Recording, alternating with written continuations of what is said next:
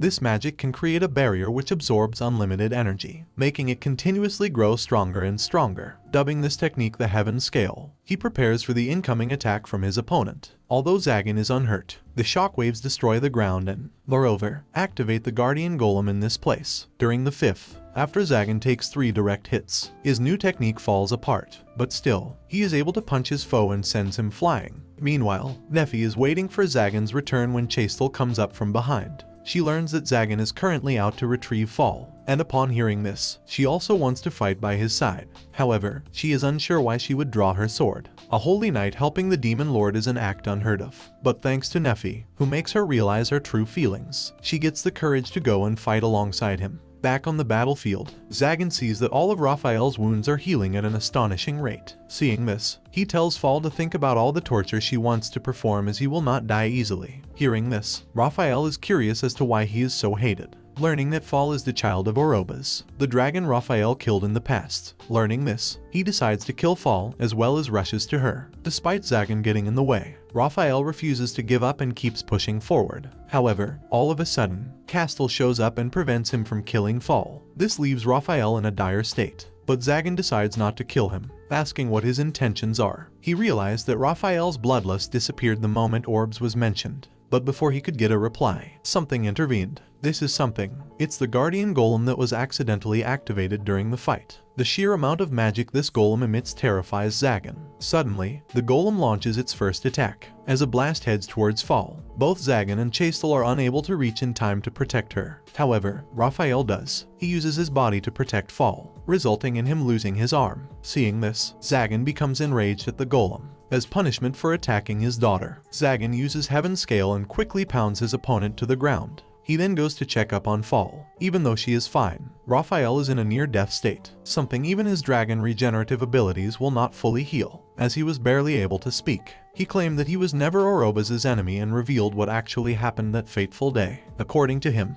one day, he asked for the help of the great dragon Orobas, who agreed to fight alongside Raphael, and their opponent was none other than a demon, the bringer of death. Due to this demon, Orobas lost his life along with several holy knights. Fall refuses to believe that demons still exist in this day and age, but Zagan confirms that this is the truth. Demons do indeed exist, and that is why he has been looking for a way to kill them. Hearing this, Fall is conflicted. She is unsure how to feel, but Raphael tells her to be proud of the father who laid down his life to kill the demon that brings death. Moreover, he adds that demons are powerful, and that is why power is needed to confront them. That is the reason why he shamelessly drank the blood of Orobas, to hopefully continue his legacy and protect the people. Moreover, he also revealed that he is planning to start a group to defeat these demons. Hearing this, Zagan realizes that Raphael was the hooded man who met with Chastel earlier, and he confirms this.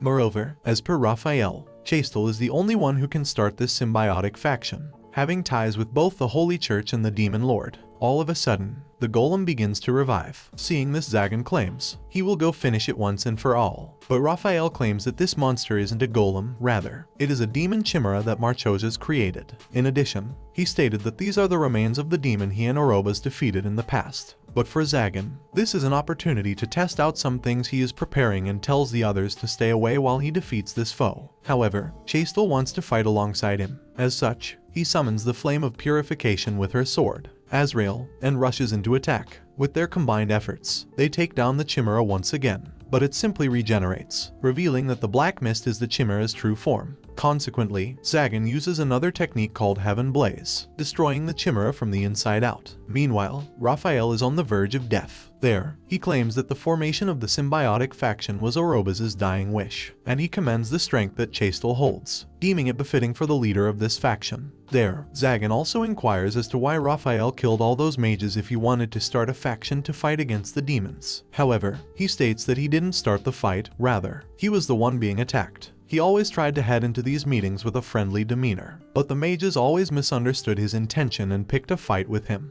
Anyway, Raphael tells Castel to return to the church, stating that he will take care of the one who poisoned her and leaves. And so, Fall, Chastel, and Zagan also return, where they are greeted by the awaiting Nephi. On the other hand, Raphael heads to the church and meets with Clavel, who is injured and bruised. However, there explains that the one who poisoned Castel was none other than Clavel himself, who was angry for going against his teaching. As such, Raphael kills him, claiming that he will soon follow suit. Later on, after some time passes by, Chastel learns that it really was Cable who poisoned her. At Zagan's castle, she discusses this with him and also reveals her intention to return back to the church and try to reform it from the inside. There, she also tries to get on better terms with Fall, who acts shyly at first but calls Chastel by her name for the first time. Moreover, she finally takes her leave, stating that she doesn't know anything about being the leader of the symbiotic faction, but she will do her utmost to make the world a better place, claiming that this is what Raphael would have wished for. She makes a saddened expression when suddenly, Raphael himself appears behind her. He praises her for finally resolving herself, telling her to come to find him if anything troubles her. Excitedly, Chastel agrees, but then she remembers that Raphael was supposed to be dead. As she freaks out, she learns that not only is Raphael alive thanks to Nephi's magic and his regenerative abilities, but he has also been employed by Zagan. After killing Cable, he arrived at Zagan's castle to present his head to Fall. However, she told him to dedicate the remainder of his life to working for Zagan and Nephi. There, although Raphael seems to be physically alright, he still has an arm missing after protecting Fall from the demon Chimera's attack. Seeing this, Fall decides to use the armor of Valefor to give Raphael a movable arm. Consequently, only Chastel has to leave this castle, making her sad. But Zagan tells her to come back anytime for some drinks. Hearing this, she cheers up and leaves enthusiastically. However, Nephi is acting weird. Noticing this, Zagan asks why he is upset, but she doesn't reply properly. As such, he thinks it's because of leaving her alone yesterday night and apologizes. As they share a bittersweet moment, Raphael covers Fall's eyes, stating she is too young to see such things. On the other hand, their moment is also being spied on by someone. As some time passes, one day, Nephi and Fall are out in the market to buy some groceries. There, it is seen that they both have become accustomed to living with people, and slowly, the town is accepting both the mage subordinates and the demon lord.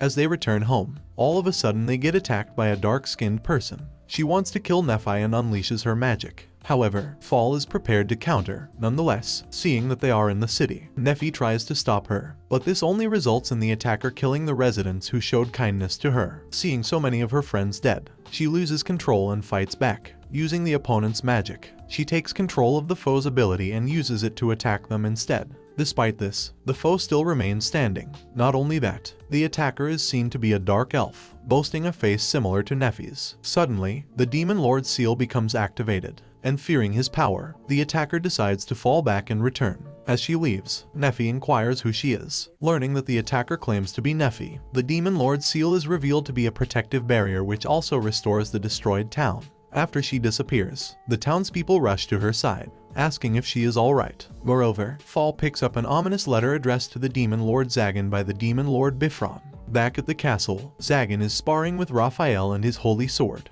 Metatron. They do so in order for Zagan to research more about the holy swords, learning that the power of the swords comes from the characters inscribed on them. It is seen that he has been having some trouble cracking this problem, but thanks to a book left behind by the Demon Lord Marchosius, he knows where these inscribed letters are from, deeming them to be the celestial language. Zagan explains that the characters were used by the divinities of ancient times. However, their meaning was lost to the world, and eventually, even the church became unable to decipher and read them. Furthermore, the principles and theory behind them are completely different than those of the magic sigils used today, making even Zagan stumped at the process behind this power. Along with all of this, the swords have some unusual powers. The Demon Lord states that this blade is something akin to being alive, and Raphael confirms this theory. He claims that the sword chooses its own master, and from time to time, he has felt something resembling a wolf from his weapon. In addition, just like the flame produced by Castellan, and he is different. The way the blade's power is transpired changes depending on who the wielder is. Anyway, with no leads, Zagan begins his research once again. According to him,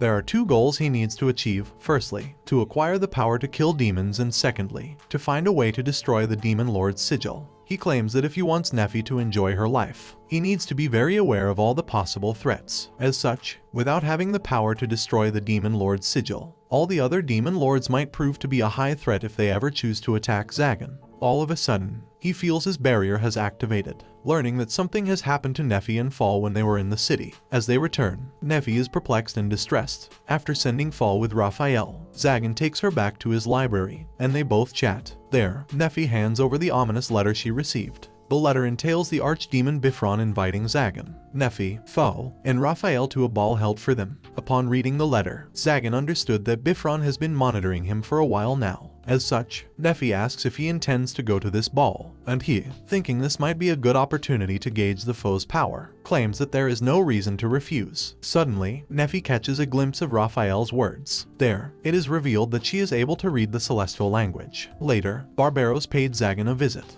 bringing him some information on the one who attacked Nefi yesterday. However, he notices that Nefi and Fall both don't want Zagan to learn the events of yesterday. Understanding this, he decides to stop Barbaros before he is able to complete his story. As some time passes, Nefi heads over to Manuela's shop to get some clothes for the upcoming ball. There, she wonders who that person with her face really was. As she makes a sad expression, Manuela notices that she is feeling down and asks if she is okay. Understanding that she is worried about the mage who appeared that day, she inquires if she knows her. However, Nefi claims she doesn't, but can find many similarities between them both. She claims that she could understand her power and easily took control of it. Therefore, she fears to turn out like her. Nonetheless, Manuela comforts her, telling her that Nefi would never change like that. She states that she can always rely on her if something causes her trouble, making Nefi feel relieved. Moreover, she also resolves herself to finally tell Zagan the truth. And so, the group arrives at the ball. Then, Zagan sees Nefi in her stunning new dress and compliments her profusely. Moreover, it is revealed that Raphael is disguised as Valefor, as his face would cause issues among the mages. Zagan revealed that this armor is inscribed with the celestial language, thanks to Nefi who used her knowledge to engrave it into the armor. All of a sudden,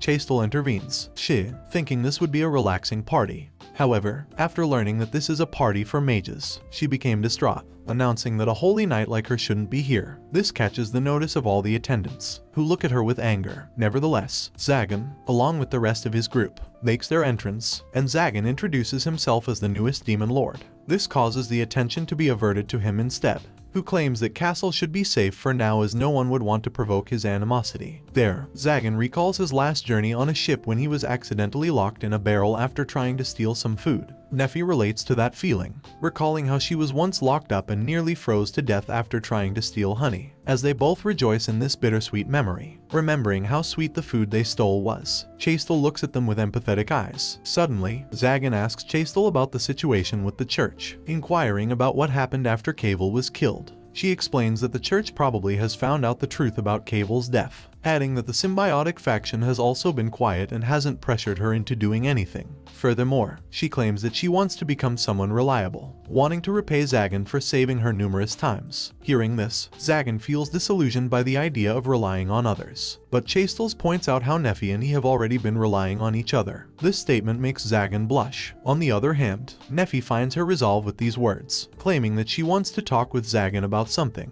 All of a sudden, a cargo box station starts to shake. Castle, remembering how Zagan was trapped in one as a child, hastily opens it and out comes a cute little boy. This child claims that he was trapped inside and thanks Chastel, introducing himself as Nero. This boy wants to become Zagan's disciple, but he refuses. All of a sudden, two former Demon Lord candidates show up, greeting Zagan. They want to introduce themselves, but he already remembers them from the Martian-S auction. There, they exchange pleasantries and Zagan ends the conversation with the knowledge that some good-hearted mages still exist to this day. Meanwhile, on top of the boat, it is revealed that the Dark Elf mage who attacked Nefi in the market is on board too, waiting for all the actors to gather. Anyway, after the young boy and the Demon Lord candidates leave, Zagan sits back in his chair and enjoys the night sky. Moreover, as all the hindrances have left, he invites his nephew to sit with him. Reading the atmosphere, Raphael and Fall immediately take their leave, dragging Chastel away with them. Now alone, Zagan begins to flirt with Nefi, teasing her about all the cute expressions and reactions she has been showing him. In addition, he also caresses her ear, making her let out an adorable shriek. However, Zagan immediately backtracks, apologizing for doing this. He states that he was only just a bit curious about them,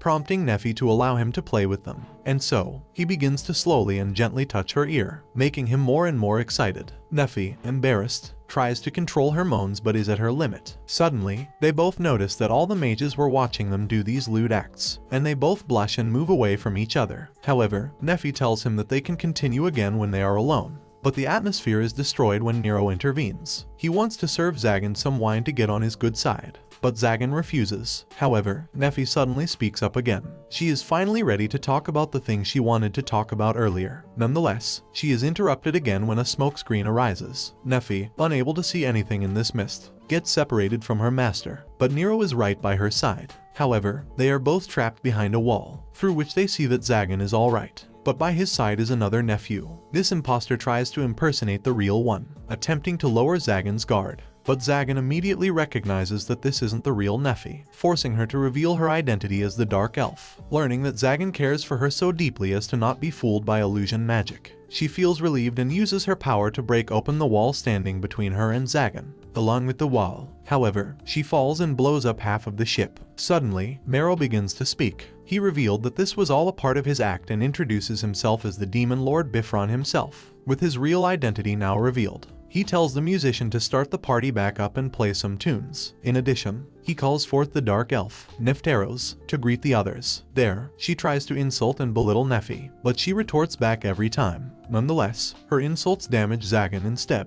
making him want to beat up Nefteros. But Biffron intervenes and calms down the situation. He tells everyone that Nefteros is his cute doll and the one who understands him the best. Regardless, Zagan has finally found the one who attacked Nephi in the market, and now he wants to take his revenge, claiming that the master must bear responsibility for their servants. He powers up to attack Biffron, who is unfazed. He claims that Zagan's devil magic will not work on the Demon Lord seal, but his point is proven wrong. Zagan, boasting the same seal, has found a way to lock the seal's power, rendering Biffron on the level of a mere mage. As such, he decides to jump in and attack. On the other hand, Biffron, scared shitless without his Demon Lord powers, finds a way to stop Zagan before he makes contact. In the nick of time, he starts talking about the celestial language. Hearing this, Zagan stops as he claims he wants to learn more about the connection between Nephi and the Holy Swords. As Biffron continues, he claims that Nephi is actually a high elf, elves with pure blood inherited from the ancient gods. According to him, Nephi's ancient power is so terrifying to the current world that it has been branded as a curse, deeming it possible for her to heal even the dead. Nephi, not believing this, expresses that she doesn't have the power, but Biffron corrects her, making her recall how he healed the townspeople and the buildings when they got destroyed in the attack. But Nephi thinks that this was due to Zagan's barrier. However, Zagan himself reveals that he doesn't have the power to revive the dead, leaving her confused and bewildered. Nevertheless, Biffron continues, expressing how this is the first time in his 300 years as a magician to see such a good high elf specimen. Moreover, he claims that he has been researching high elves in the celestial language for quite a while, stating that it is possible to create spells using this celestial language. In addition, he revealed that demons have a leader called the Demon God, who is said to have been killed by the 12 holy sword wielders. According to his theory, bits and pieces of this demon god are sealed with the Demon Lord's seal. Furthermore, the place they are currently at, the Sulphurgita Lake, is the very place where the Demon King once fought the Holy Knights. There, he questions what will happen now that 2 Demon Lord seals are present in the place where the demon god once fought. The Dark Elf, Nefteros, recalls her life. She claims that as long as she has lived, she remembers being Biffron's aide, never thinking about things like her race or place of birth. She just took pride in being the Demon Lord's servant. One day, he showed her Nephi, who was constrained and enslaved. Seeing her, Nefteros thought that maybe Biffron wanted to save her as well. But to her surprise, Biffron stated how he has finally found the real high elf he has been looking for all these years, claiming that with her, his research will progress even further. Upon hearing this, Nefteros feels betrayed.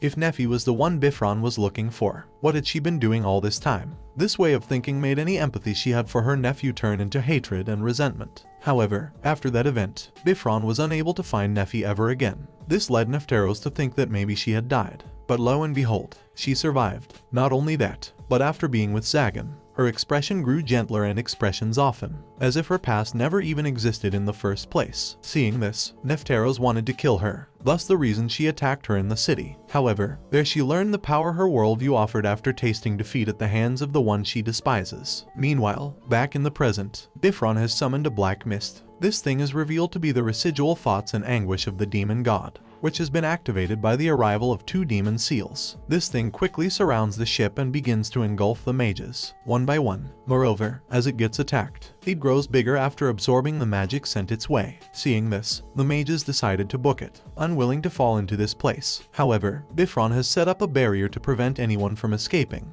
As such, Zagan decides to confront this thing head-on, using a physical attack. He hopes to damage his foe, but Black Mist starts to feast on the Demon Lord's soul. All of a sudden, Raphael shows up and uses his holy word to help Zagan. Nonetheless, even his flame of purification isn't doing any damage. Suddenly, Nefteros appears in the sky, chanting a spell in the celestial language. she proclaims that she will show Biffron her real strength, vowing to never lose to Nefi again. As she continues her chanting, a bright beam of light emerges from within her and attacks the black mud-like substance, making it disintegrate. Seeing the sheer power of this spell, Zagan is taken aback, but deep within, he feels sympathy for the dark elf. Not only that, her chant is revealed to be relaying all her past memories to the listeners. Ultimately, the bright beam of magic begins to solidify, seeing which Zagan and Raphael retreat. As the chanting comes to an end, something unexpected happens. The magic of Nefteros unleashes all, just disappears. All of a sudden, a pool of blood splatters on the boat's deck. With a sudden shift, it is seen that Nefteros is bleeding profusely from her eyes and mouth. Not only that, she loses her strength and crashes onto the deck. Seeing this, Biffron explained that his servant's body was unable to keep up with the amount of magic unleashed from this spell, despite all the effort he put into setting up this stage. Meanwhile, Nefteros manages to open her eyes, only to find that the black mud has started to devour her. As she screams in fear, Biffron seems rather uninterested. He claimed that going to save her now would be problematic, stating that the black mud could devour his demon lord seal. As such, he gives up on Nefteros, denouncing her as nothing but a failure and breaking her spirit before leaving. However, Zagan feels conflicted by this. Although he understands that mages are evildoers who only look for their own benefit, he still cannot accept the situation and claims he will punch Biffron in the face the next time they meet.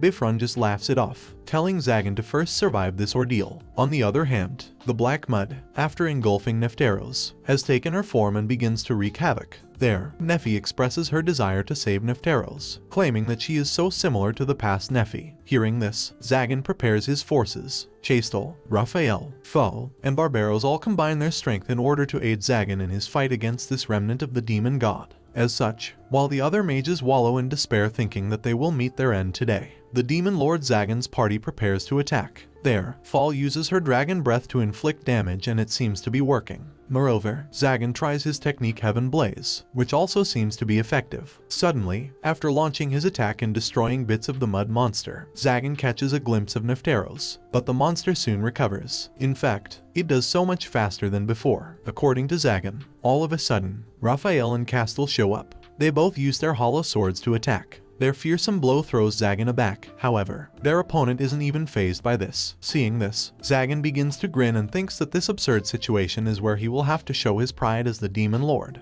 Nonetheless, before he has an opportunity to attack, this mud monster uses a sound attack, causing its opponents to go flying. Chastel, receiving this roar head-on without any of her holy armor, receives major damage but Zagan saves her, leaving Barbaros to care for her. On the other hand, Fall is also doing her best to subdue this monster, but the mud attacks her instead. Nevertheless, she is saved by Humorous and Gremory, the two demon lord candidates Zagan met with earlier. Having no means of escaping, they decided to provide aid to Zagan and join the fray. Seeing them, the other mages also gather up the courage to stand with Zagan, and they all combine their strength to stand against this foe. Now, with all the mages at his side, Zagan tries to defeat this monster, but even then they seem to be overpowered. According to him, they still lack something. Meanwhile, Nefi is watching the battle from the sidelines, powerless. However, she remembers how Nefteros used her hymns and singing to invoke celestial magic. Thinking that she, a high elf, will be able to do the same, she tries to play her part and begins chanting in the celestial language. On the other hand, Zagan and the others are still engaged in combat against this fearsome opponent. However, Chastel and Fall get into a troublesome situation when Chastel slips and the mud begins pursuing them.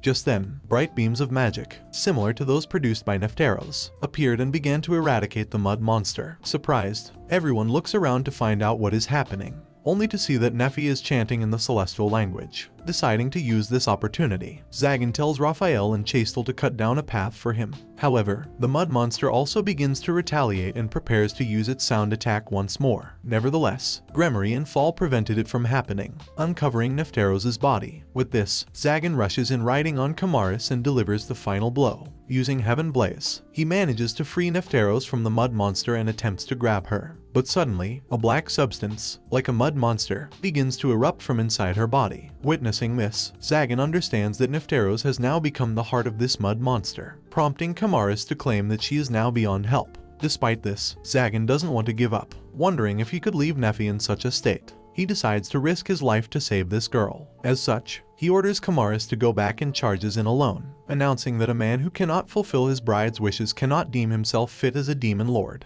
Consequently, he uses Heaven's Blaze once again, freeing Nefteros once more. However, the mud begins to come out of her again. But Zagan had anticipated this already and used Heaven Blaze again, penetrating Nefteros' body and pulling out his heart from within. Deeming this to be the heart of the mud monster, he destroys it while calling it disgusting. This results in the monster losing its shape and form. Taking advantage of this opportunity, Nefi continues her chanting to finally get rid of the mud once and for all. And just like that, the remnant of the demon god which Biffron summoned has been killed and has disappeared without a trace. This marks the end of the entire ordeal, leaving only the lifeless body of Nefteros. Seeing this, Raphael and Chastel feel sad that this girl has lost her life. Castle condemns Biffron, asking how he could do something so cruel despite once being a human. Not only that, even Barbaros, Camaris, Gremory, and all the other mages are also saddened by her death and mourning. Seeing this, Zagan is surprised. He is amazed to see these mages, who are often deemed cold-hearted and without a strand of emotion,